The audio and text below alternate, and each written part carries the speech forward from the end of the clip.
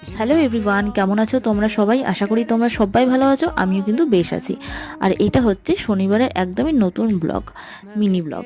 তো দেখো, রেডি হয়ে রয়েছি, রাহুল এসে নিয়ে যাব হচ্ছে রাহুলের অফিসে। কিন্তু সেদিনকে এত ঝড় বৃষ্টি হলো, একটু লেট হয়ে গেছিলো যেতে।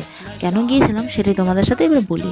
রবিবারে যেহেতু ফাদার্স ডে, ওই জন্য শনিবারে একটা ছোট্ট প্রোগ্রাম ছিল রাহুলের অফিসে।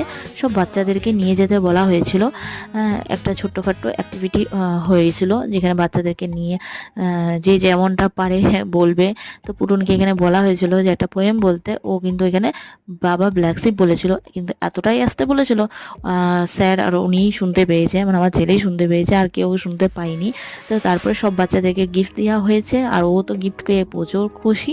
তারপরে দেখো, ওই যে জুস দিয়েছে, চকলেট দিয়েছে। তারপরে বাইরের ওয়েদারটা যেহেতু খুব ভালো ছিল, ওই জন্য একটু চা খেয়ে নিলাম। তারপরে যাচ্ছি এখন ব্যানার্জিটি।